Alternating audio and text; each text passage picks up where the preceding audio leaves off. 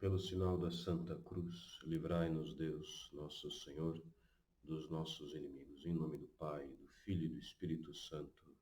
Amém. Leitura do Evangelho de nosso Senhor Jesus Cristo, segundo João. Havia alguns gentios, daqueles que tinham ido adorar a Deus no dia da festa. Estes, pois, aproximaram-se de Filipe, que era de Betsaida da Galileia, e fizeram-lhe este pedido, dizendo: Senhor, desejamos ver Jesus. E Jesus respondeu-lhes, dizendo: Chegou a hora em que o Filho do Homem será glorificado. Em verdade vos digo que se o grão de trigo que cai na terra não morrer, fica infecundo, mas, se morrer, produz muito fruto. O que ama sua vida, perdê-la-á, e quem aborrece a sua vida neste mundo, conservá-la-á para a vida eterna. Se alguém me serve, siga-me, e onde eu estou, estará ali também o que me serve. Se alguém me servir, meu Pai o honrará. Agora a minha alma está turbada. E que direi eu? Pai, livra-me desta hora. Mas é para isto que eu cheguei a esta hora. Pai, glorifica o teu nome.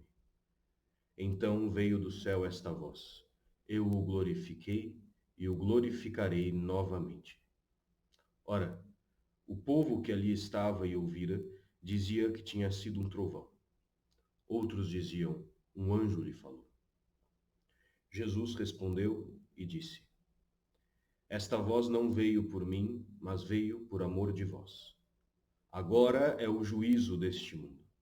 Agora será lançado fora o príncipe deste mundo. E eu, quando for levantado da terra, atrairei tudo a mim. E dizia isto para designar de que morte havia de morrer. Louvado seja nosso Senhor Jesus Cristo. Para sempre seja louvado. Queridos irmãos,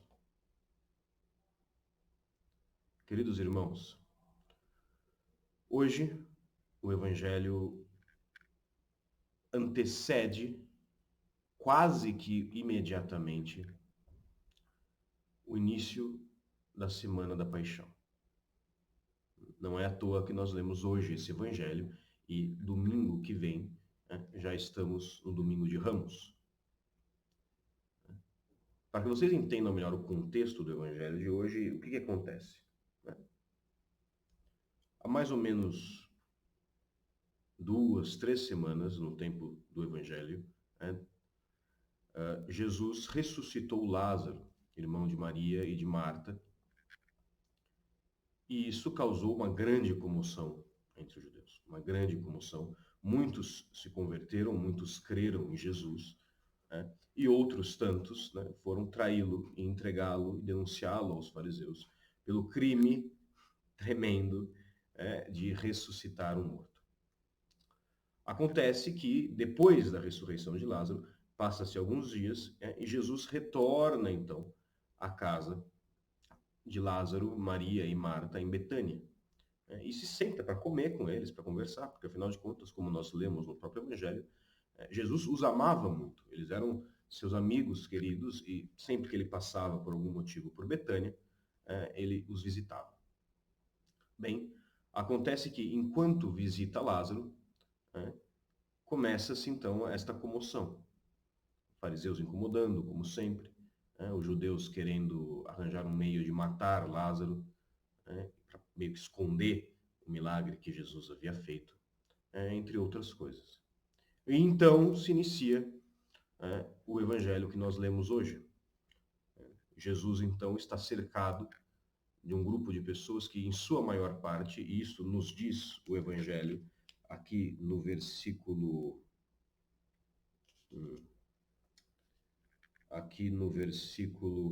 9, No versículo 9, nós começamos a leitura no versículo 20, mas no versículo 9 diz: Soube, pois, uma grande multidão de judeus que Jesus estava ali, e foram lá não somente por causa de Jesus, mas também para ver Lázaro, que tinha ressuscitado dos mortos. Então Jesus está cercado de uma multidão que não está ali somente para conhecê-lo, enquanto Messias, enquanto Filho de Deus, mas que está ali para ver sinais, para ver milagres, que inclusive é uma das acusações que Nosso Senhor faz aos judeus mais de uma vez.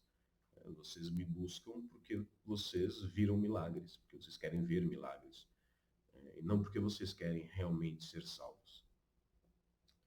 E uma das coisas mais... É um evangelho riquíssimo, né? Mas uma das coisas mais interessantes do evangelho de hoje é o que se passa ali no versículo... entre os versículos 28 e 29, né? Que é quando Jesus diz ao Pai: Pai, glorifica o teu nome.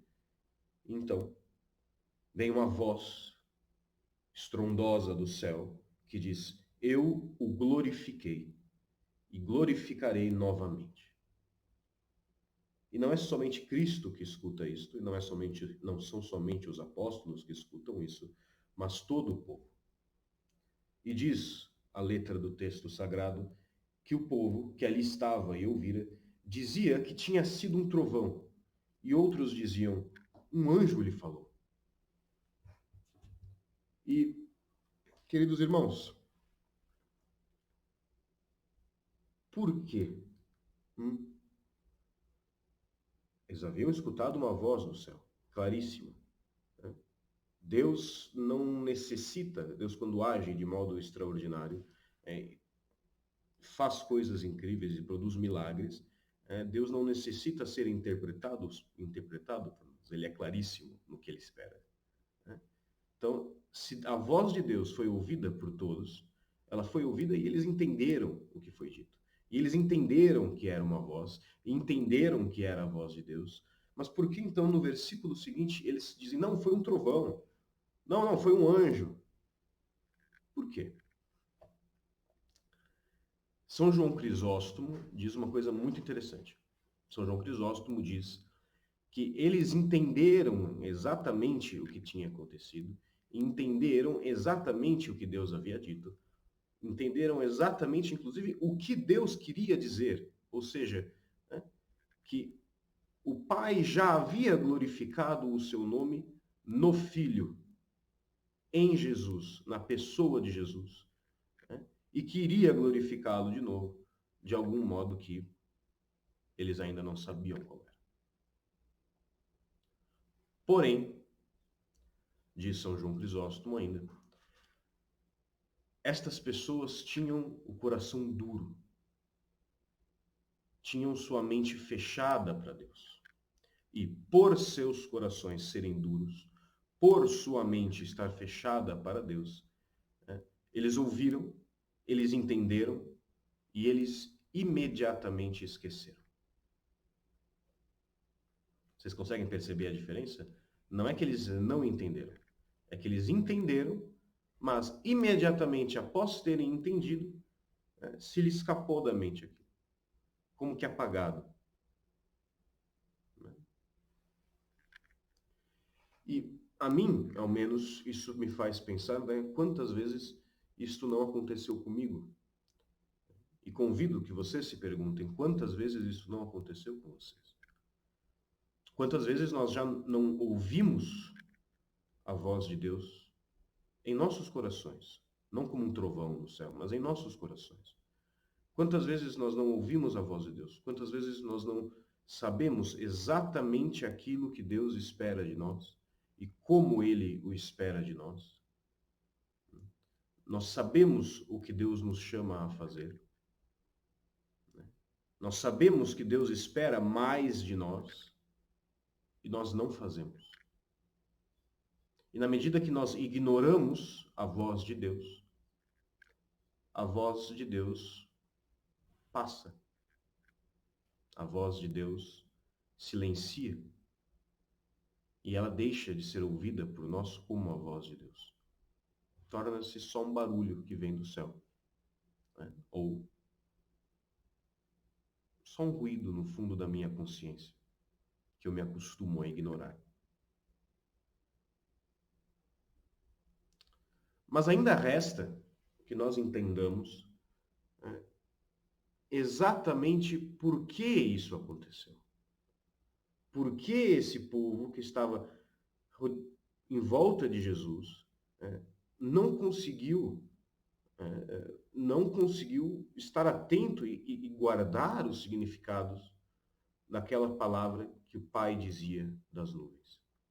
E a resposta para isso, meus irmãos, está na primeira leitura, que vocês vão me perdoar aqui um pouco da dificuldade de pegar, mas é porque é uma Bíblia um pouco grande, tá? Aqui, ó. Nós lemos então no livro do profeta Jeremias: Eis virão dias, diz o Senhor, em que eu farei nova aliança com a casa de Israel e com a casa de Judá. Não como a aliança que eu fiz com seus pais no dia em que os tomei pela mão para os tirar da terra do Egito, aliança que eles violaram e por isso fiz sentir sobre eles meu poder, diz o Senhor. Mas eis a aliança que farei com a casa de Israel depois daqueles dias, diz o Senhor. Imprimirei a minha lei nas suas entranhas e a escreverei nos seus corações. E serei o seu Deus e eles serão o meu povo. E ninguém ensinará mais ao seu próximo, nem o seu irmão, dizendo: Conhece o Senhor, porque todos me conhecerão, desde o mais pequeno até o maior, diz o Senhor, porque perdoarei a sua maldade e não me lembrarei mais do seu pecado. Então vejam, a antiga aliança do Velho Testamento, a qual pertencia os judeus, né, era mantida como que à força. Deus precisava quase que obrigar os judeus a se manterem fiéis à aliança. E ele fazia isso por meio dos juízes, por meio dos profetas, por meio dos reis ungidos por ele. Né? Fazia isso por meio dos rituais que lhes havia instituído. E que todas essas coisas, né, mesmo quando os judeus se voltavam contra Deus, mesmo quando os judeus recusavam Deus, reclamavam de Deus, eram ingratos com Deus, mesmo com seus corações mais duros, né, Deus os punia, mas eles permaneciam sendo o povo da aliança, o povo eleito. Né? Claro, não quer dizer que seriam todos salvos, mas eles permaneciam o povo eleito. A aliança do Antigo Testamento não era uma aliança, entendam bem o que eu vou dizer, não era uma aliança no coração, mas era uma aliança jurídica, era uma aliança de normas, era um contrato. Era um contrato entre Deus e o povo que ele havia escolhido. A coisa muda de figura, entretanto, com o nosso Senhor Jesus Cristo. Em Jesus Cristo, a aliança não é mais uma aliança jurídica. Não se trata mais de uma aliança de cumprir regrinhas rituais. Não. É uma aliança de amor. É uma aliança de amor fundada no sangue derramado do Redentor. O sangue da nova e eterna aliança. E nesta aliança de amor, o que acontece? Deus nos transforma. E Deus literalmente habita em nosso coração. E fala a nós no íntimo da nossa alma. E permanece junto de nós. E nos ensina, e nos fortalece, e nos conduz. Mas, como se trata de uma aliança, tá, que se dá no nosso coração, no mais fundo da nossa alma, é uma aliança que pode ser rompida. E pode ser rompida pelo pecado. Pode ser rompida pela nossa frieza, pela nossa falta de amor, pela nossa falta de devoção, pela nossa falta de entrega a Deus. Vocês entendem? No fundo, o que nós estamos falando aqui é do perigo da tibieza, do perigo de deixarmos os nossos corações se tornarem duros para as coisas de Deus. E vejam, isso não tem nada a ver com ir à missa, pagar o dízimo, confessar-se de vez em quando. Não. É perfeitamente fazer todas essas coisas e ser extremamente tímido. É perfeitamente possível fazer todas essas coisas de modo burocrático, né? Como quem cumpre um dever, e não estar com o coração lá, e ter um coração empedrecido.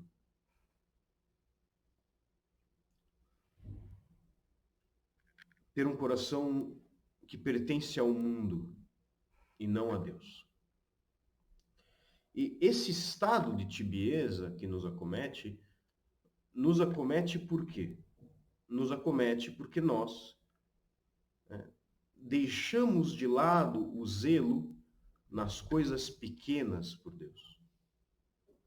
Nós deixamos de nos preocupar com pecados veniais, com pecados leves, com pequenas imperfeições.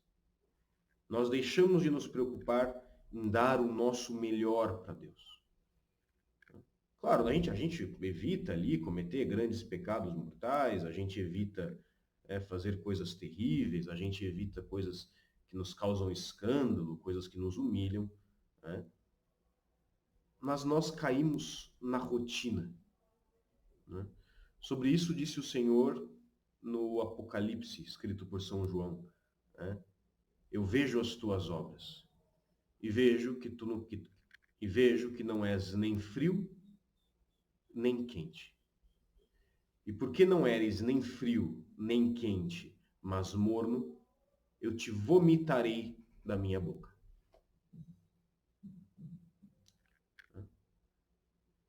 Porque não eres nem frio nem quente, mas morno, eu te vomitarei da minha boca. Ou seja, porque você não está entregue ao pecado mortal, e se estivesse, seria muito mais fácil que você se convertesse, que você acordasse para o inferno que é a sua vida, que você percebesse o quão longe está de mim, que você percebesse o quão tristes são os seus caminhos e o quão vazias são as suas esperanças. Se você estivesse em pecado mortal, você perceberia isso com mais facilidade e se voltaria a mim, mas não está. Então você não é frio, né? Mas você não é quente também, porque você não arde em zelo por mim. Seu coração não é como o coração da Virgem, né? Que arde em chamas de caridade. Seu coração não busca por mim do raiar do sol ao anoitecer. Seu coração não vibra diante do meu nome. Você não é quente. Você é morno. É tépido. E a sua mornidão me enoja, diz o Senhor. E é por isso que eu começarei a te vomitar da minha boca. E este vomitar da boca do Senhor se representa justamente na tibieza. Porque nós dizemos tanto não a Ele, aos seus convites de amor. Dizemos tantas vezes não, agora não, dessa vez não. Eu vou até aqui, Jesus, mas mais do que isso, eu poderia, mas não me pede. Repetimos tanto isso, que uma hora Deus diz, tudo bem? E os nossos corações se endurecem para as coisas de Deus. E, como ele disse, só um instante, em Mateus, né? Cumpre-se neles a profecia de Isaías, que diz, ouvireis com os ouvidos e não entendereis. Olhareis com os vossos olhos e não vereis. Porque o coração deste povo tornou-se insensível, os seus ouvidos tornaram-se duros e fecharam os olhos, para não suceder que vejam com os olhos, ouçam com os ouvidos, entendam com o coração, se convertam e eu os saio. Quando nós permitimos a nós mesmos cair num estado de tibieza, nossos ouvidos se fecham a Deus. Nossos olhos se fecham a Deus. Nossa alma se fecha a Deus. E nós vamos, meus irmãos, numa descida contínua de pecado em pecado, em pecado, em pecado, em pecado, em pecado, em pecado, até o inferno, de onde não sairemos nunca mais.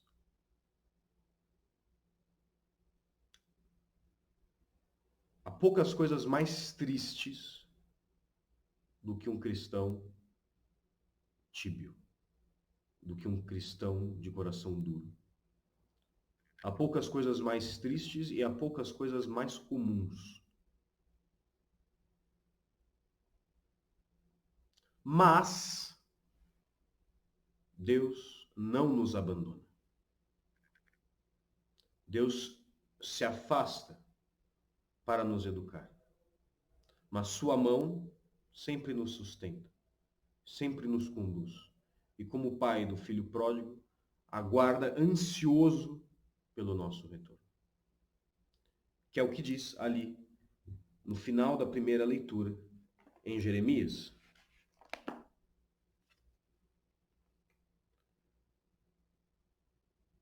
Porque perdoarei a sua maldade e não me lembrarei mais do seu pecado.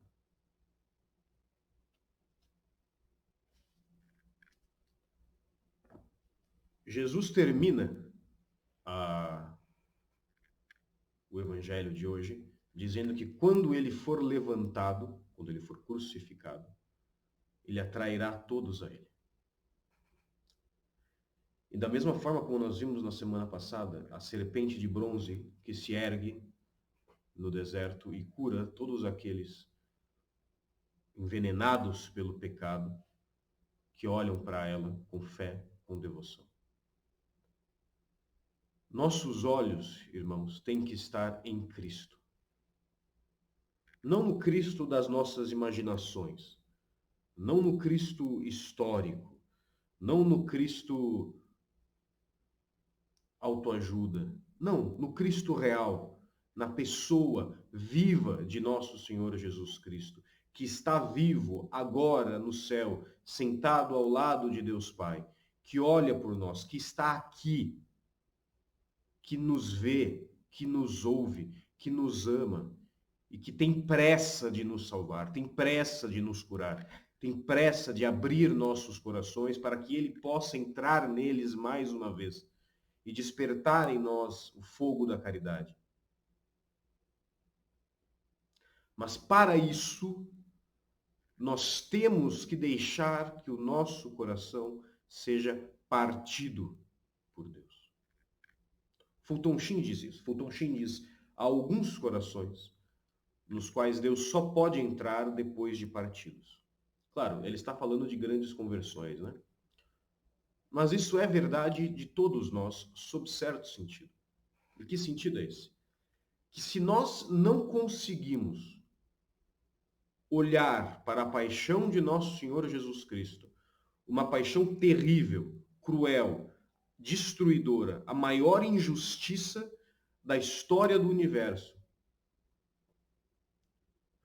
se nós não conseguimos pensar no seu sangue derramado, pensar nas suas lágrimas, pensar na sua humilhação, pensar na traição de um Deus amoroso que quis ser dependente do seu povo, que quis ser frágil por amor ao seu povo e que foi traído pelo seu povo e entregue à mais terrível de todas as mortes. Se nós não conseguimos olhar para isso e deixar que o nosso coração seja partido por tudo aquilo que padeceu o nosso Deus, nossos corações permanecem duros. Nós temos, irmãos, de olhar para Cristo. Olhar para o Cristo glorioso, sim, mas olhar para o Cristo crucificado, nu. Tão espancado e tão destruído que, diz a Escritura, nem sequer parecia mais homem. Olhar para o Cristo que padeceu tudo aquilo que nós merecíamos ter padecido. Olhar para o Cristo que padeceu tudo aquilo por amor. E deixar que esta imagem do amor de Deus e da nossa maldade, rasgue os nossos corações. Doa em nós. Porque dessa dor surgirá o verdadeiro arrependimento das nossas faltas, o verdadeiro arrependimento da nossa maldade. É por meio dessa dor que Cristo irá nos salvar.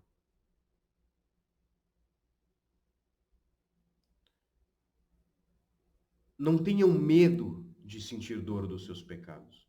Não tenham medo de se entristecer pelas maldades que vocês cometem. Todos os santos o fizeram. E é o que Cristo espera de nós. E não tenham medo de ir além por Cristo, de dar mais, de procurar mais, de amar mais, de lutar para ser mais, para entregar-se mais. Cristo não desaponta, Deus não nos desampara, Deus não nos abandona. Deus retribui a tudo, ele não se deixa vencer em generosidade. Diz Nosso Senhor no Evangelho de hoje, se o fruto, se a semente que cai na terra não morre, ela não dá fruto. Mas, quando morre, dá fruto em abundância. E essa semente, meus irmãos, é a imagem de muitas coisas, mas é a imagem do próprio Cristo, que é Deus, mas vem para a terra, assume a nossa natureza humana e rega este chão miserável com seu sangue precioso para dar frutos de vida eterna, frutos de salvação, para que sejamos, porque todo fruto que nasce é da mesma natureza, né, do fruto que morreu para que a semente caísse na terra, para que nós fôssemos refeitos, recriados à sua imagem.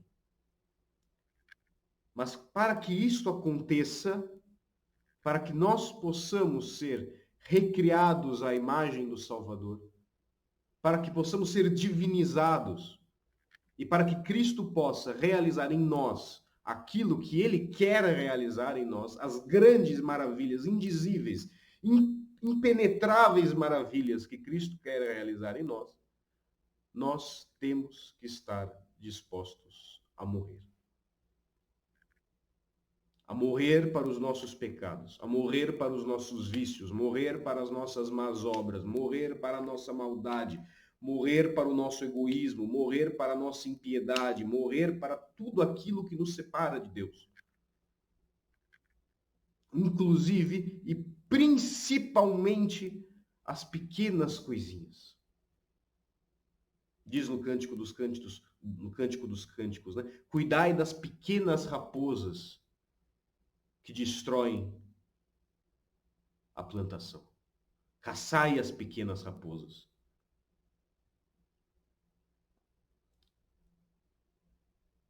Nós não podemos nos saciar com o mínimo, irmãos. Não podemos cumprir as regrinhas ao mínimo. Nos confessar uma vez por ano. Ir à missa aos domingos. E ai de mais. Pagar o dízimo, o mínimo necessário. Só vou às festas se são preceito, se são obrigatórias. Meus irmãos, quem ama não faz o mínimo. Quem ama não faz o mínimo. Quem ama faz tudo. Quem ama dá tudo.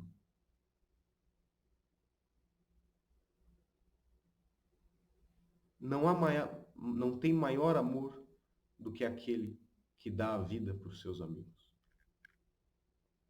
Nós somos amigos de Cristo ou não somos? Lutemos, irmãos, para amar de verdade, com todo o nosso coração. Porque é somente por meio do amor que seremos salvos. Peçamos à Virgem Maria, nossa Mãe Santíssima, a que mais amou Cristo dentre todas as criaturas, a mãe do eterno amor, que crie em nossos corações um mesmo amor como o dela, para que possamos amar ao Deus como ele merece ser amado, e que ela una essas pequenas faíscas no nosso amor humano a essa fornalha imortal de amor que é o seu imaculado coração. Louvado seja nosso Senhor Jesus Cristo, para sempre seja louvado.